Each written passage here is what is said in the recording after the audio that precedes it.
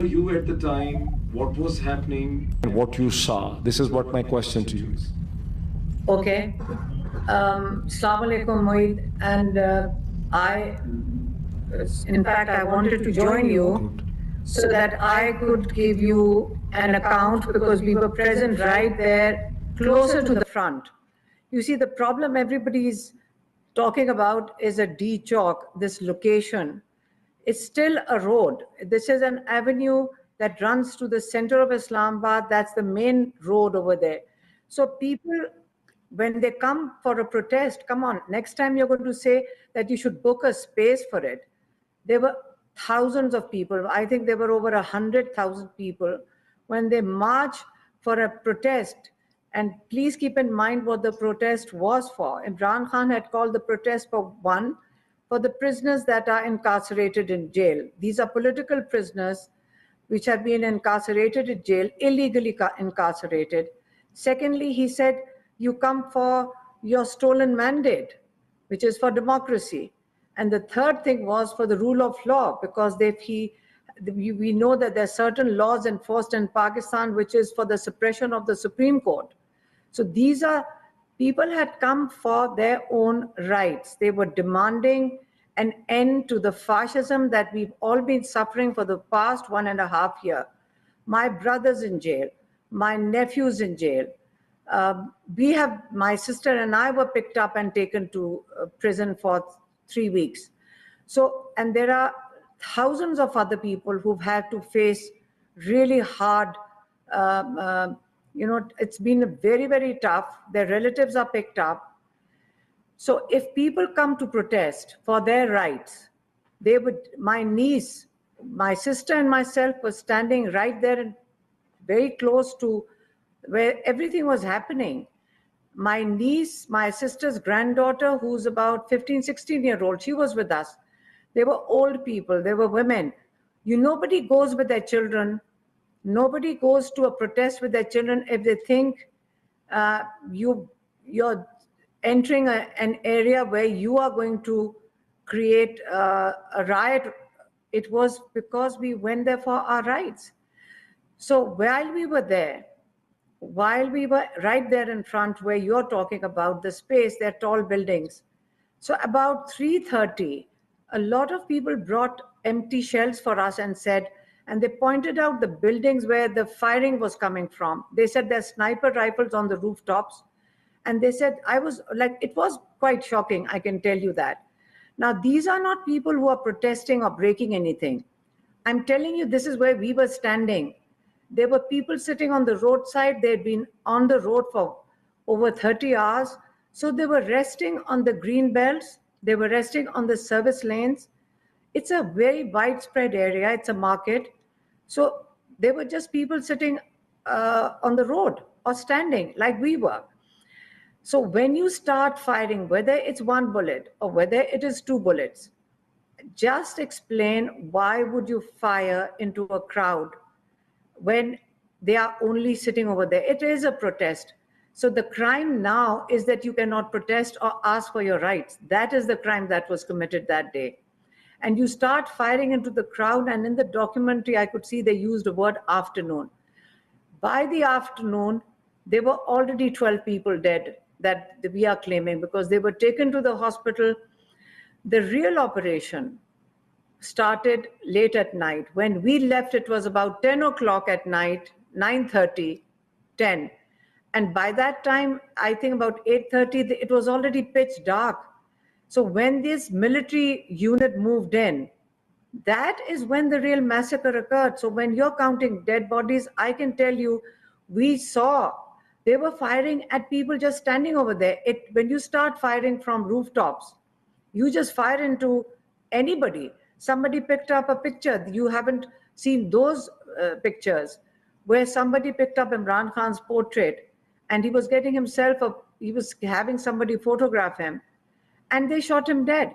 There are accounts where a person is making a selfie and you could see that he is shot in his shoulder.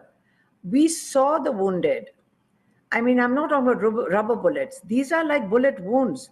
And that already started at 3:30 in the afternoon. So there's a difference I will point out in the afternoon there was sniper rifle, but at night there was a proper operation. And that's when they used the bigger guns. Like these, you can hear them in the videos. There's so much evidence available of how in the pitch dark you could hear the machine. It's like machine gun fire, whatever they use, whatever automatic weapons they used. The question remains, why were people fired upon? Was it to make them create an atmosphere of fear? Let me point out that these people, when they came out, we were walking down one of the main avenues, which we call Srinagar Highway. We were with them, waved. There were policemen standing on roads and waving to us, and we waved back at them. So there was no atmosphere. The military personnel were waving when we saw some of them. So it was a deception. I'm telling you, there was no atmosphere where you could feel that you're going into a trap. And I'm telling you that was a trap, because otherwise we would not take our children with us if we thought there was going to be gunfire. Why would we take our children? This was the worst. This was going to be a day Pakistan remembers. We've just come out of Syria situation and we are watching their prisons open up. Is that where they're mistaken if they think that Pakistan is going to head in that same direction? Pakistanis are not going to let that happen. We cannot deal with this sort of fascism post that date. Post that date, there are people cannot be located. 200 is a conservative number. There are hundreds more that people are still looking for, because there are thousands in prison. Where at the moment the relatives are trying to locate their loved ones in prison.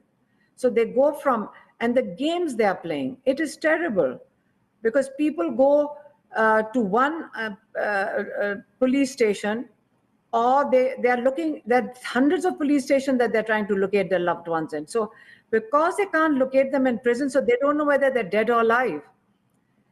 Let me tell you, there's the post-mortem report.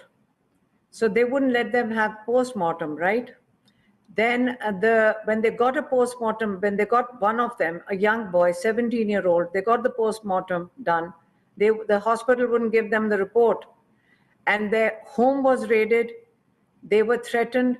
The amount of threats, I mean, you can't imagine how the relatives are being treated. So the relatives are in absolute fear. Where do you take the families of the people who died? Where do you take the families of the ones who are injured? They are being threatened. So some have come forward. If people want to interview them, volunteers are saying that we will sort of fudge their faces, blur their voices and faces and have the interviews. But there is a lawyers team which are working on it. But when we say missing, remember, I'll repeat myself, there are so many volunteer lawyers that are going from one police station to the other, helping the relatives locate them. You cannot identify the dead until you identify unless the missing are not located. The relatives will not know whether they are dead or alive. So I understand when the political party is unable to give a confirmed number because there are no dead bodies. So that legally they say that unless we don't have a dead body, how can we say that they are dead? So they could be located or traced to a police station. This is a very serious time.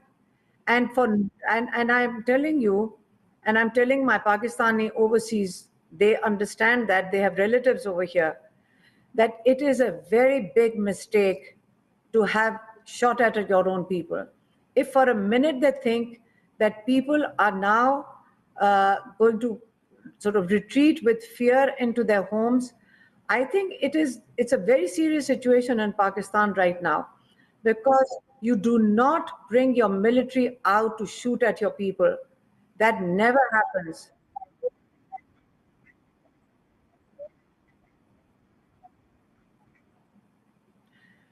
It was a peaceful protest. I keep saying we would not take 14-year-old, 15-year-old to a protest. We were right there in the front. If you say, oh, they were about to break into what area? Were they going to break into the, there's a big distance. People come and protest over outside the White House, don't they? Outside the gate of the White House? Do you not come and protest in front of the White House? You're talking about at least a kilometer away from any of these buildings. So if you're a kilometer away, you're not even close to the building. So why were you firing at a crowd sitting in the middle of a road? And I'll tell you what happens with young people anywhere in the world. It's a universal factor. You fire tear gas and rubber bullets at them, they turn around and pick up the tear gas shells and throw it back. That becomes a game. Even I was telling them, there's a tear gas shell over there, throw it back. Because you want to save yourself from tear gas. Why not? Why are you throwing tear gas at me in the first place? That, apart from that, a game of tear gas is understood. But when you put people, snipers on top of a building, that's a crime. It is a crime against humanity. It is a crime against peaceful protesters. And it is not just limited to Pakistan.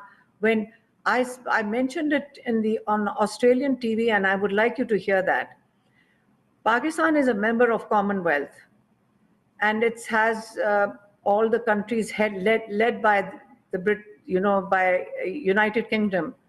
And I did ask the three main factors, like the 3 points of the charter, which brings all these nations together, is rule of law, democracy, human rights.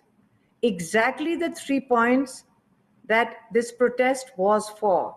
So when we are demanding or protesting for these 3 points, for human rights, for rule of law, and for democracy, why would we be fired at? Why were we shot at?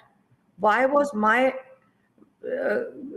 granddaughter, my sister's granddaughter, put at that risk? What was that the fault of a 14-year-old? There were so many children there. There were so many